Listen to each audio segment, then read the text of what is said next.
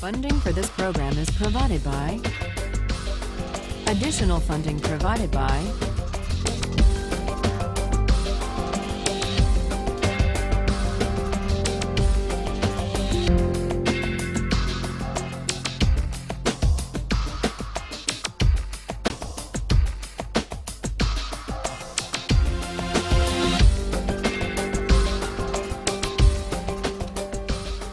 Today we turn to John Locke.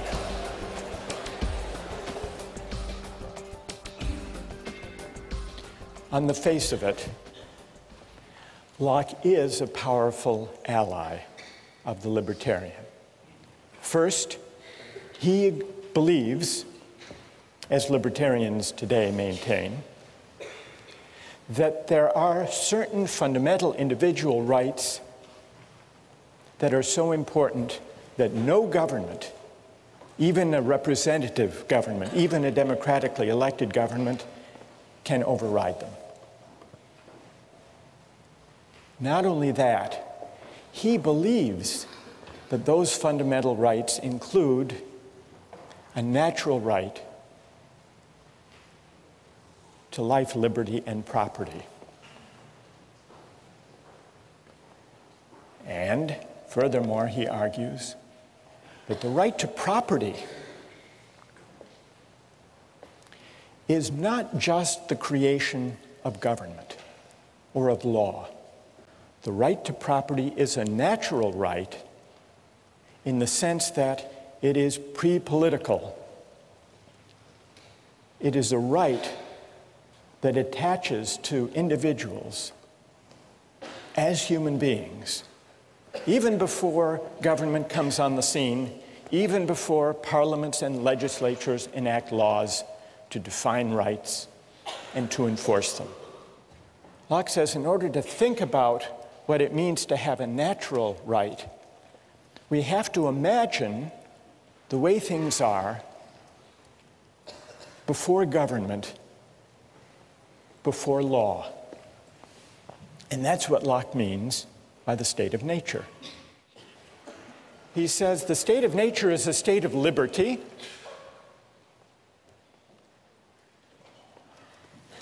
Human beings are free and equal beings.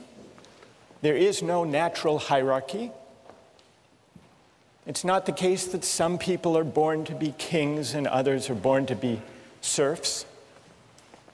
We are free and equal in the state of nature. And yet, he makes the point that there's a difference between a state of liberty and a state of license. And the reason is that even in the state of nature, there is a kind of law. It's not the kind of law that legislatures enact. It's a law of nature. And this law of nature constrains what we can do, even though we're free, even though we're in the state of nature. Well, what are the constraints? The only constraint given by the law of nature is that the rights we have, the natural rights we have, we can't give up, nor can we take them from somebody else. Under the law of nature, I'm not free to take somebody else's life or liberty or property, nor am I free to take my own life or liberty or property.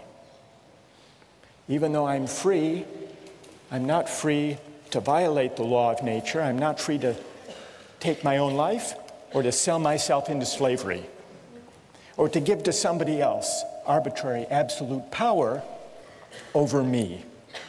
So where does this constraint, you may think it's a fairly minimal constraint, but where does it come from? Well, Locke tells us where it comes from, and he gives two answers. Here's the first answer. For men, being all the workmanship of one omnipotent and infinitely wise maker, namely God, they are his property, whose workmanship they are made to last during his not one another's pleasure. So one answer to the question is, why can't I give up my natural rights to life, liberty, and property is, well, they're not, strictly speaking, yours. After all, you are the creature of God. God has a bigger property right in us, a prior property right. Now, you might say that's an unsatisfying, unconvincing answer, at least for those who don't believe in God. What did Locke have to say to them? Well, here's where Locke appeals to the idea of reason. And this is the idea that if we properly reflect on what it means to be free, we will be led to the conclusion that freedom can't just be a matter of doing whatever we want. I think this is what Locke means when he says, the state of nature has a law of nature to govern it which obliges everyone, and reason, which is that law, teaches mankind who will but consult it that all being equal and independent, no one ought to harm another in his life, health, liberty, or possessions. This leads to a puzzling, paradoxical feature of Locke's account of rights. Familiar in one sense, but strange in another. It's the idea that our natural rights are unalienable. What does unalienable mean? It's not for us to alienate them or to give them up, to give them away, to trade them away, to sell them. Consider an airline ticket. Airline tickets are non-transferable, or tickets to the Patriots or to the Red Sox. Non-transferable tickets are unalienable.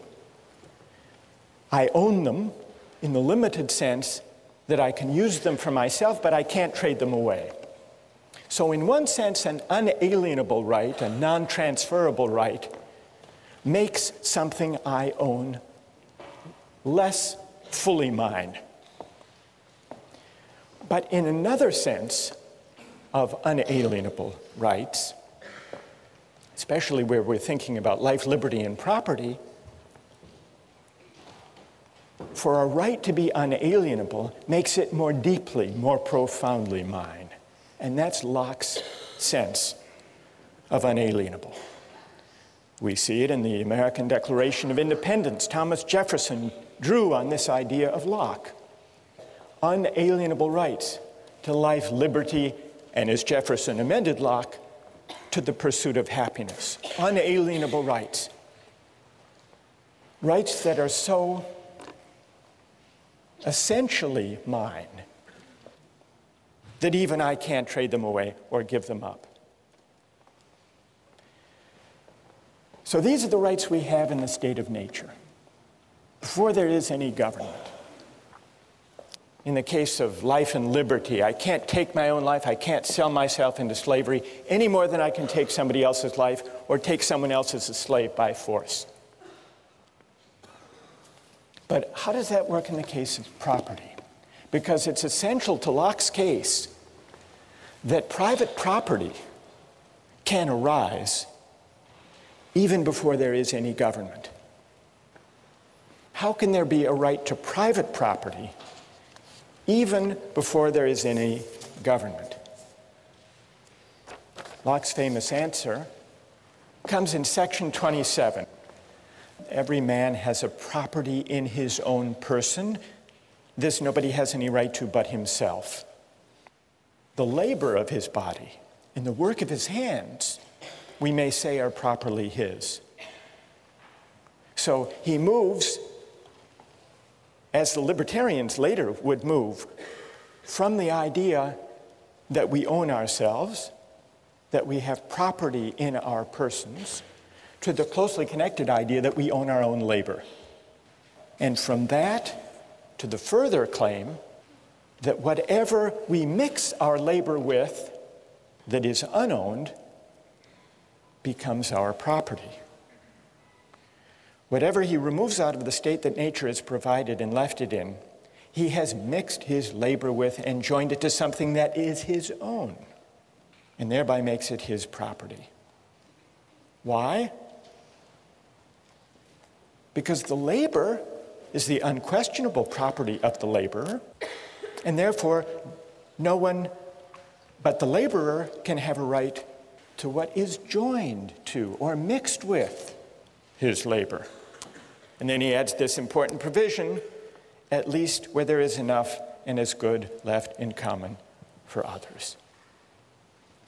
But we not only acquire a property in the fruits of the earth, in the deer that we hunt, in the fish that we catch, but also if we till and plow and enclose the land and grow potatoes, we own not only the potatoes, but the land, the earth. As much land as a man tills, plants, improves, cultivates, and can use, the product of, so much is his property. He, by his labor, encloses it from the commons. So, the idea that rights are unalienable seems to distance Locke from the libertarian. The libertarian wants to say we have an absolute property right in ourselves, and therefore we can do with ourselves whatever we want. Locke is not a sturdy ally for that view. In fact, he says if you take natural rights seriously, you'll be led to the idea that there are certain constraints on what we can do with our natural rights, constraints given either by God or by reason, reflecting on what it means really to be free. And really to be free means recognizing that our rights are unalienable. So here's the difference between Locke and the libertarians. But when it comes to Locke's account of private property, he begins to look again like a pretty good ally. Because his argument for private property begins with the idea that we are the proprietors of our own person, and therefore of our labor, and therefore of the fruits of our labor, including not only the things we gather and hunt in the state of nature, but also we acquire a property right in the land that we enclose and cultivate and improve. There are some examples that can bring out the moral intuition that our labor can take something that is unowned and make it ours. Though sometimes there are disputes about this. There's a debate among rich countries and developing countries about trade-related intellectual property rights. It came to a head recently over drug patent laws. Western countries, and especially the United States, say, we have a big pharmaceutical industry that develops new drugs. We want all countries in the world to agree to respect the patents. Then there came along the AIDS crisis in South Africa. And the American AIDS drugs were hugely expensive, far more than could be afforded by most Africans. So the South African government said, we're going to begin to buy a generic version of the AIDS antiretroviral drug at a tiny fraction of the cost, because we can find an Indian manufacturing company that figures out how the thing is made and produces it. And for a tiny fraction of the cost, we can save lives if we don't respect that patent.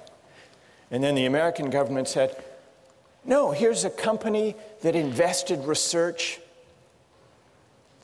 and created this drug. You can't just start mass producing these drugs without paying a licensing fee. And so there was a dispute. And the pharmaceutical companies sued the South African government to try to prevent their buying the cheap, generic, as they saw it, pirated version of an AIDS drug. And eventually, the pharmaceutical industry gave in and said, all right, you can do that. But this dispute about what the rules of property should be, of intellectual property, of drug patenting, in a way is the last frontier of the state of nature, because among nations where there is no uniform law of patent rights and property rights, it's up for grabs until, by some act of consent, some international agreement, people enter into some settled rules. What about Locke's account of private property and how it can arise before government and before law comes on the scene? Is it successful? How many think it's pretty persuasive? Raise your hand. How many don't find it persuasive? All right, let's hear from some critics. What is wrong with Locke's account of how private property can arise without consent? Yes? Yeah, I think it justifies European cultural norms as far as when you look at how Native Americans may not have cultivated American land, but by their arrival in the Americas, that contributed to the development of America, which wouldn't have otherwise necessarily happened then or by that specific group. So you think that this is this defense of private property in land? Yes, because it complicates original acquisition if you only cite the arrival of foreigners that cultivated the land. I see. And what's your name? Rochelle. Rochelle? Yeah. Rochelle says this account of how property arises would fit what was going on in North America during the time of the settlement, the European settlement. Do you think, Rochelle, that it's a way of defending the appropriation of the land? Indeed, because I mean he's also justifying the Glorious Revolution, so I don't think it's inconceivable that he's also justifying colonization as well. Well, that's an interesting historical suggestion, and I think there's a lot to be said for it. What do you think of the validity of his argument, though? Because if you're right that this would justify the taking of land in North America from Native Americans who didn't enclose it, if it's a good argument, then Locke's given us a justification for that. If it's a bad argument, then Locke's given us a mere rationalization that isn't morally defensible. I'm leaning to the second You're one, leaning but toward the second. That's my opinion as well. All right, well then let's hear if there's a defender of Locke's account of private property. And it would be interesting if they could address Rochelle's worry that this is just a way of defending the appropriation of land by the American colonists from the Native Americans who didn't enclose it. Is there someone who will defend Locke on that point? You ready? Are you going to defend Locke? Like you're accusing him of justifying the European, basically, massacre of the Native Americans.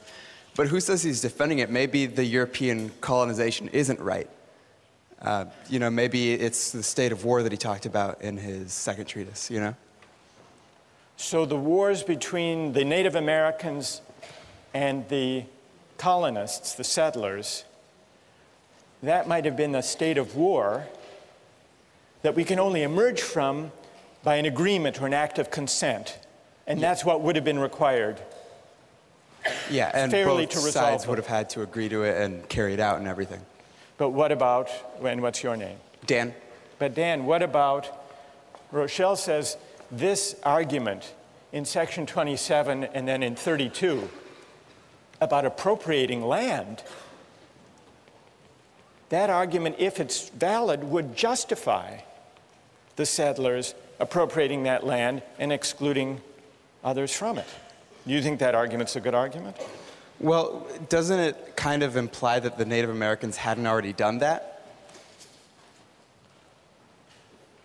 Well, the Native Americans as hunter-gatherers didn't actually enclose land. So I think Rochelle is onto something there.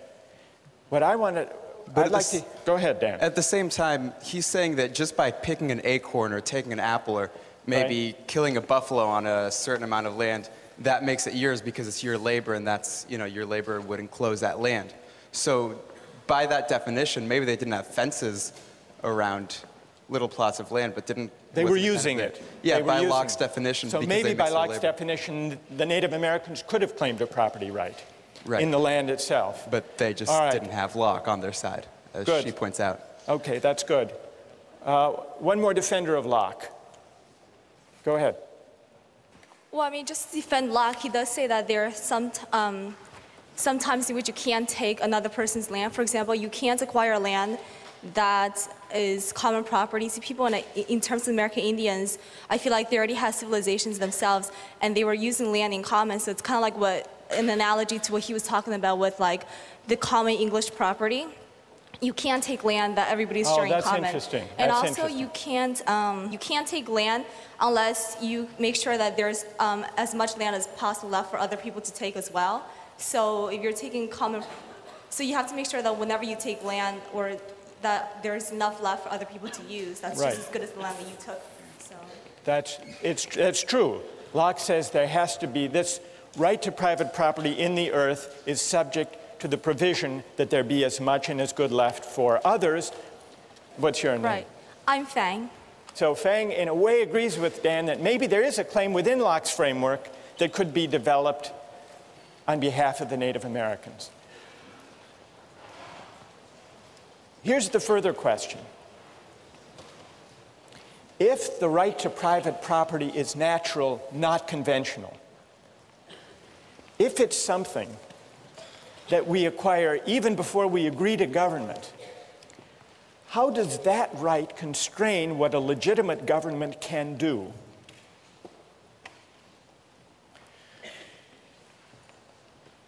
In order finally to see whether Locke is an ally or potentially a critic of the libertarian idea of the state, we have to ask what becomes of our natural rights once we enter into society. We know that the way we enter into society is by consent, by agreement, to leave the state of nature and to be governed by the majority and by a system of laws, human laws. But those human laws are only legitimate if they respect our natural rights, if they respect our unalienable rights to life, liberty, and property. No parliament, no legislature, however democratic its credentials, can legitimately violate our natural rights. This idea that no law can violate our right to life, liberty, and property would seem to support the idea of a government so limited that it would gladden the heart of the libertarian after all. But those hearts should not be so quickly gladdened, because even though for Locke the law of nature persists once government arrives, even though Locke insists on limited government, government limited by the end for which it was created, namely the preservation of property, even so, there's an important sense in which what counts as my property, what counts as respecting my life and liberty, are for the government to define. That there be property, that there be respect for life and liberty is what limits government. But what counts as respecting my life and respecting my property, that is for governments to decide and to define. How can that be? Is Locke contradicting himself? Or is there an important distinction here? In order to answer that question, which will decide Locke's fit with the libertarian view, we need to look closely at what legitimate government looks like for Locke, and we turn to that next time.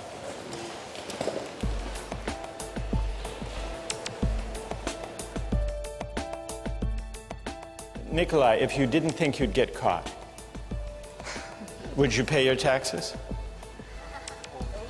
I don't think so.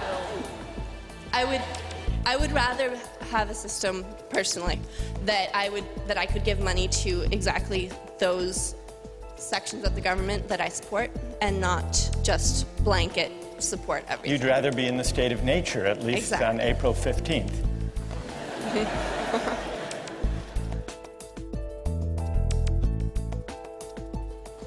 Last time, we began to discuss Locke's state of nature, his account of private property, his theory of legitimate government, which is government based on consent and also limited government. Locke believes in certain fundamental rights that constrain what government can do, and he believes that those rights are natural rights, not rights that flow from law or from government. And so Locke's great philosophical experiment is to see if he can give an account of how there could be a right to private property without consent before government and legislators arrive on the scene to define property. That's his question. That's his claim. There is a way, Locke argues, to create property, not just in the things we gather and hunt, but in the land itself, provided there is enough and is good left for others. Today I want to turn to the question of consent, which is Locke's second big idea. Private property is one, consent is the other. What is the work of consent? People here have been invoking the idea of consent since we began, since the first week. You remember when we were talking about pushing the fat man off the bridge, someone said, but he didn't agree to sacrifice himself. It would be different if he consented. Or when we were talking about the cabin boy, killing and eating the cabin boy, some people said, well, if they had consented to a lottery, it would be different. Then it would be all right. So consent has come up a lot. And here in John Locke, we have one of the great philosophers of consent. Consent is an obvious, familiar idea in moral and political philosophy. Locke says that legitimate government is government founded on consent, and who nowadays would disagree with him? Sometimes when the ideas of political philosophers are as familiar as Locke's ideas about consent, it's hard to make sense of them, or at least to find them very interesting. But there are some puzzles, some strange features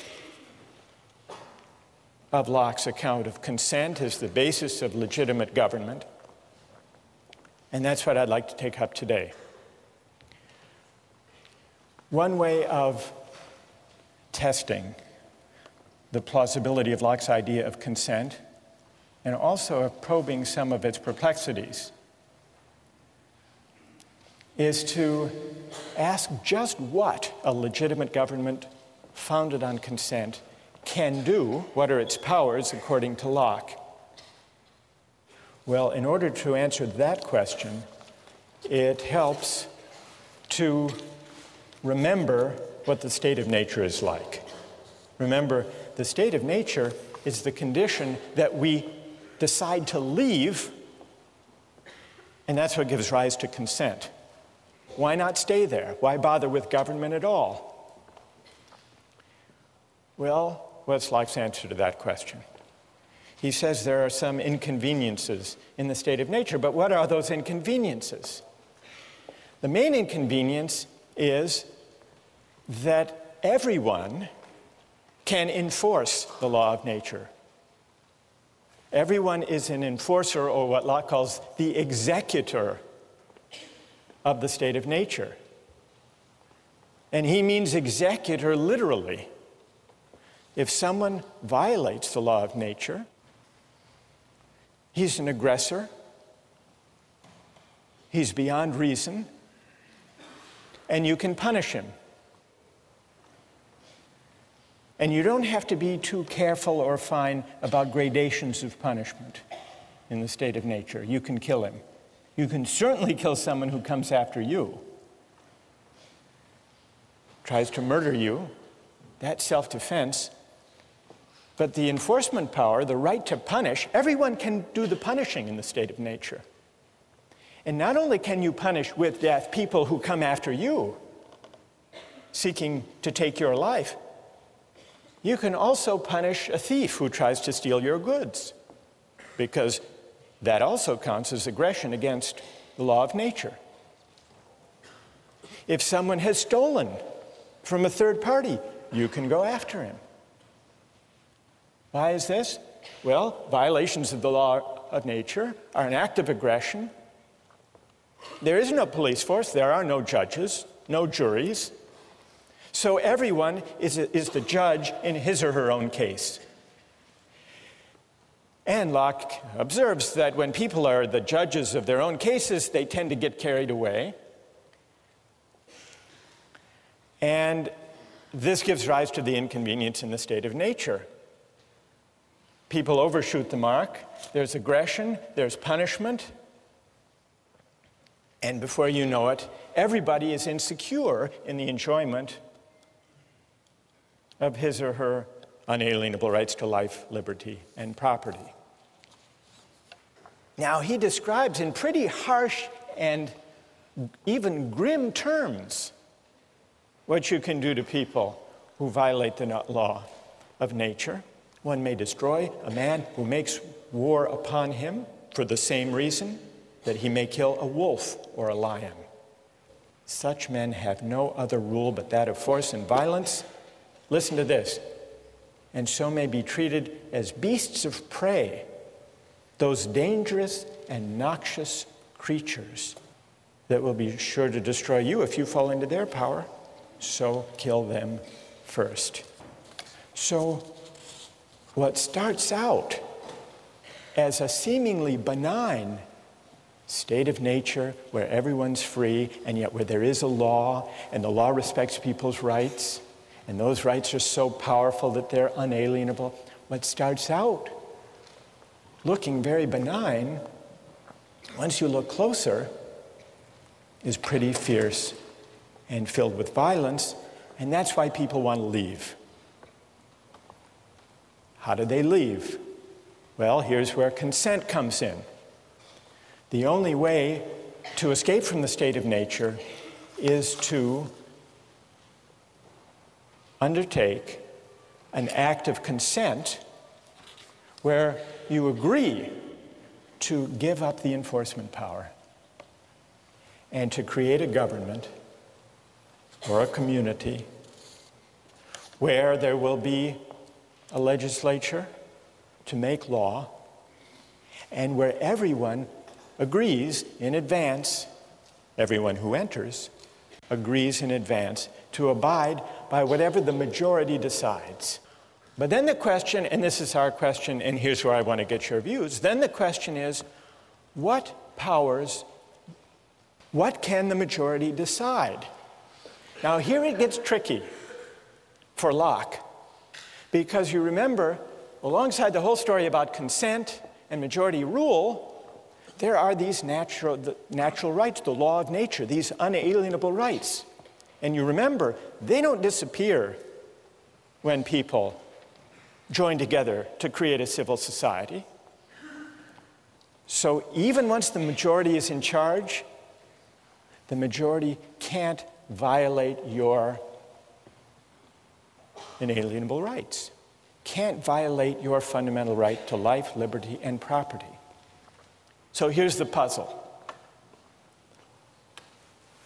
How much power does the majority have? How limited is the government created by consent? It's limited by the obligation on the part of the majority to respect and to enforce the fundamental natural rights of the citizens. They don't give those up. We don't give those up when we enter government. That's this powerful idea taken over from Locke by Jefferson in the Declaration.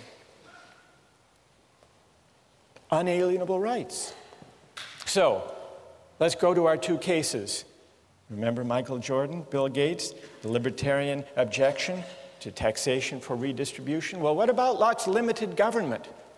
Is there anyone who thinks that Locke does give grounds for opposing taxation for redistribution? Anybody? Go ahead. If the majority rules that there should be taxation, even if the minority should still not have to be taxed because that's taking away property, which is one of the rights of nature. All right, so, and what's your name? Ben. So, if the majority taxes the minority without the consent of the minority to that particular tax law, it does amount to a taking of their property without their consent, and it would seem that Locke should object to that. Do you want some textual support for your view, for your reading of Locke, Ben? All right. I brought some along just in case you raised it. If you have your texts, look at 138, passage 138. The supreme power, by which Locke means the legislature, cannot take from any man any part of his property without his own consent. For the preservation of property being the end of government, and that for which men enter into society, it necessarily supposes and requires that people should have property. That was the whole reason for entering society in the first place, to protect the right to property. And when Locke speaks about the right to property, he often uses that as a kind of global term for the whole category, the right to life, liberty, and property. So that part of Locke, that beginning of 138, seems to support Ben's reading. But what about the part of 138, if you keep reading? Men, therefore, in society having property, they have such a right to the goods which by the law of the community are theirs. Look at this. And that no one can take from them without their consent. And then at the end of this passage, he says, so it's a mistake to think that the legislative power can do what it will and dispose of the estates of the subject arbitrarily or take any part of them at pleasure. Here's what's elusive. On the one hand, he says, the government can't take your property without your consent. He's clear about that. But then he goes on to say, I mean, that's the natural right to property. But then it seems that property, what counts as property, is not natural but conventional, defined by the government. The goods which by the law of the community are theirs. And the plot thickens if you look ahead to section 140. In 140, he says governments can't be supported without great charge. Government is expensive. And it's fit that everyone who enjoys his share of the protection should pay out of his estate. And then here's the crucial line. But still it must be with his own consent, i.e. the consent of the majority, giving it either by themselves or through their representatives. So what is Locke actually saying?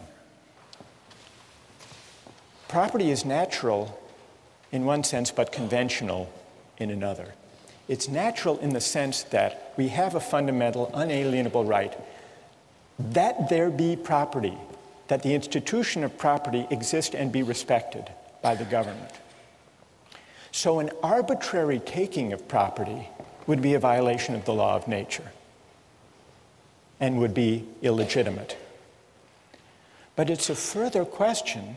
Here's the conventional aspect of property. It's a further question what counts as property, how it's defined, and what counts as taking property, and that's up to the government.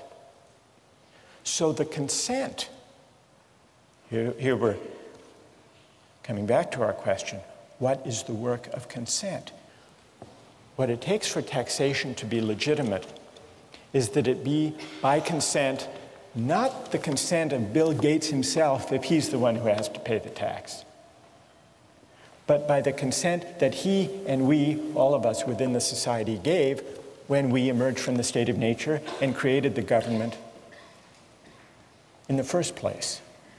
It's the collective consent. And by that reading, it looks like consent is doing a whole lot, and the limited government consent creates isn't all that limited. Does anyone want to respond to that or have a question about that? Go ahead. Stand up. Well, I'm just wondering what Locke's view is on once you have a government that's already in place, whether it is possible for people who are born into that government to then leave and return to the state of nature. I mean, I don't think that Locke mentioned that at all in the... What do you think? Well, I think as the convention, it would be very difficult to leave the government because you are no longer... because nobody else is just living in the state of nature, everybody else is now governed by this legislature. What would it mean today, you're asking? And what's your name? Well, Nicola. Nicola, to leave the state, suppose you wanted to leave civil society today, you want to withdraw your consent and return to the state of nature. Well, because you didn't actually consent to it, you were just born into it. It was okay. Your ancestors who joined. Right. So. You didn't sign the social contract. I didn't sign it. Exactly. All right, so what does Locke say there? Yeah. I don't think Locke says that you have to sign anything. I think that he says that it's kind of implied consent. By living and taking government services, you are implying that you're consenting to the government taking things from you. All right, so implied consent, that's a partial answer to this challenge. Now, you may not think that implied consent is as good as the real thing. Is that what you're shaking your head about, Nikolai? Speak up. Stand up and speak up.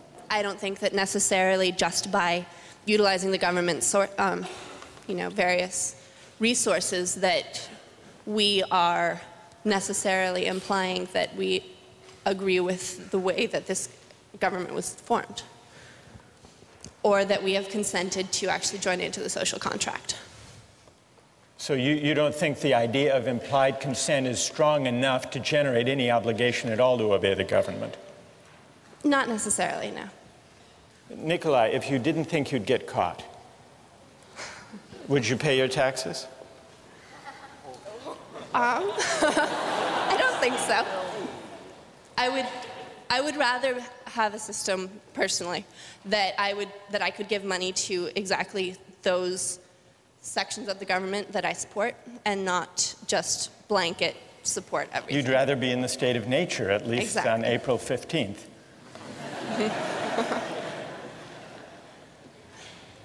But what I'm trying to get at is, do you consider that you're under no obligation, since you haven't actually entered into any act of consent, but for prudential reasons you do what you're supposed to do according to the law?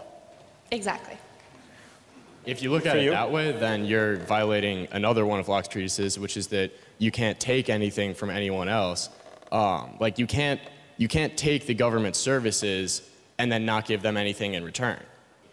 If you want to go live in the state of nature, that's fine, but you can't take anything for the government, because by the government's terms, which are the only terms under which you can enter the agreement, say that you have to pay taxes to take those things. So you're saying that Nicola can go back into the state of nature if she wants to, but she can't drive on Mass Ave. Exactly.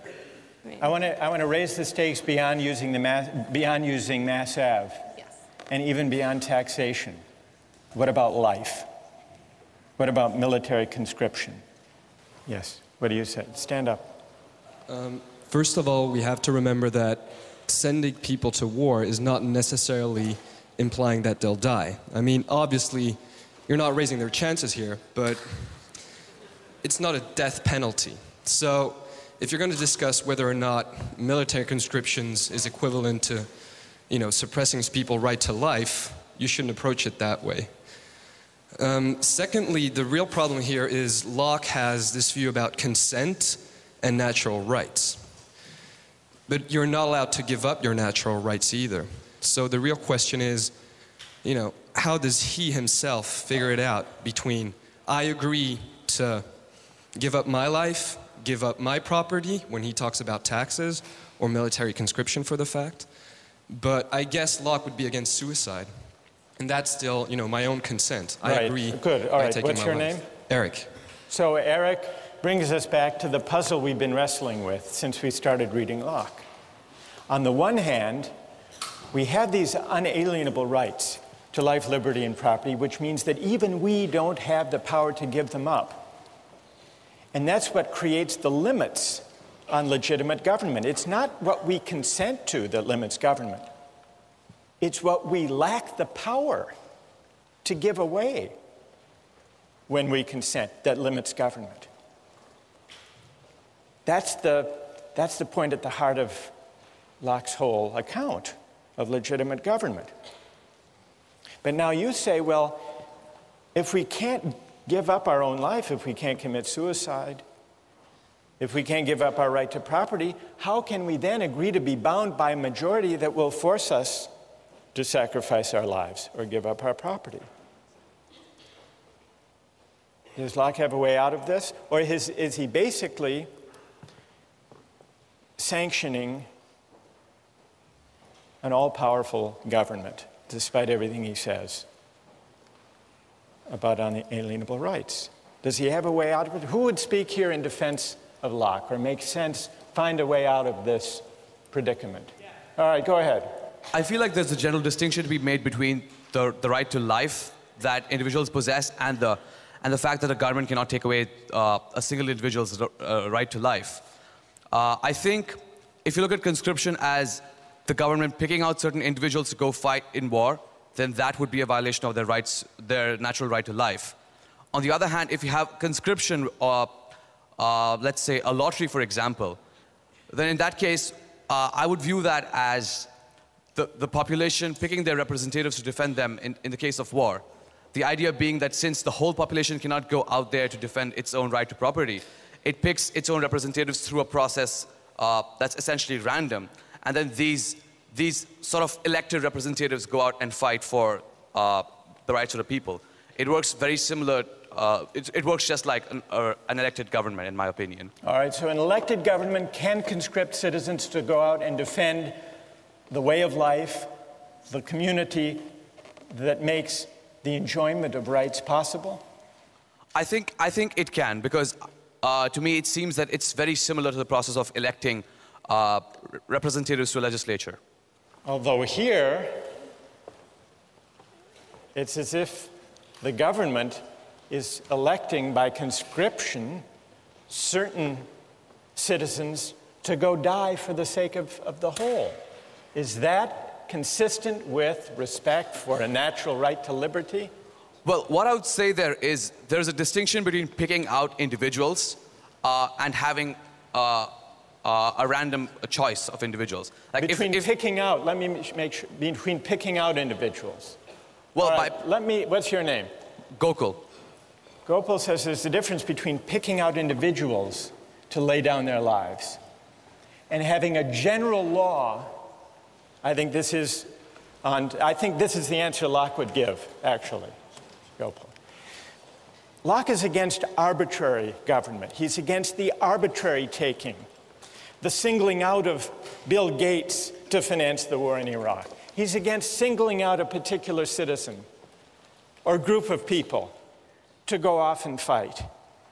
But if there's a general law such that the government's choice, the majority's action, is non-arbitrary, it doesn't really amount to a violation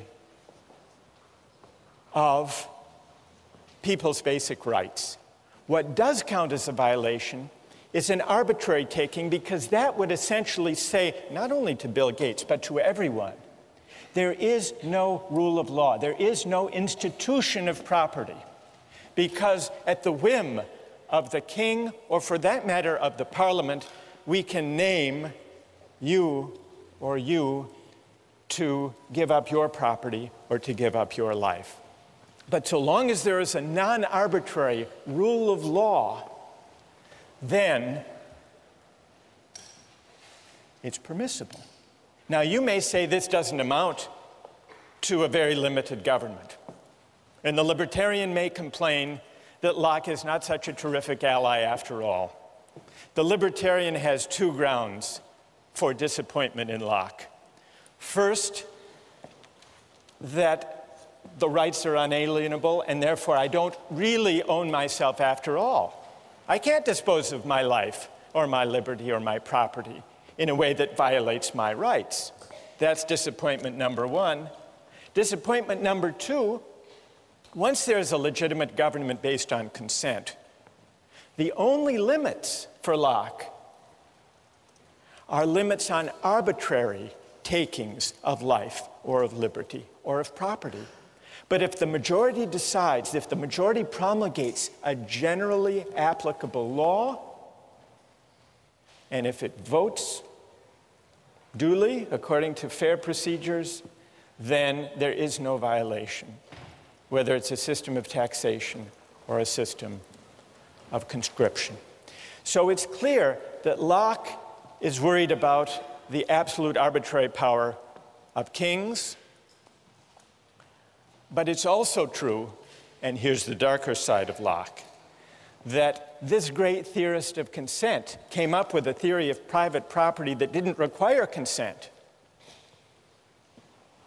that may, and this goes back to the point Rochelle made last time, may have had something to do with Locke's second concern, which was America. You remember, when he talks about the state of nature, he's not talking about an imaginary place. In the beginning, he says, all the world was America. And what was going on in America? The settlers were enclosing land and engaged in wars with the Native Americans.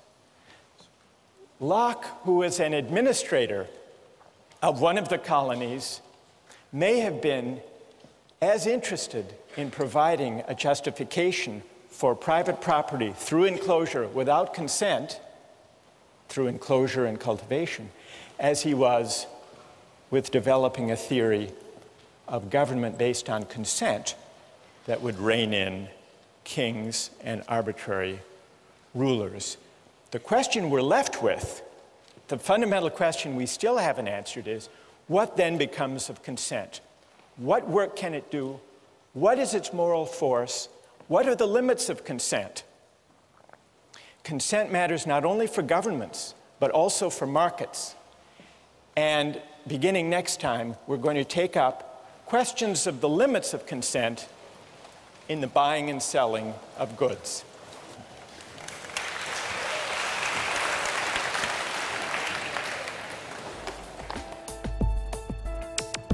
Don't miss the chance to interact online with other viewers of Justice. Join the conversation, take a pop quiz, watch lectures you've missed, and learn a lot more. Visit justiceharvard.org. It's the right thing to do.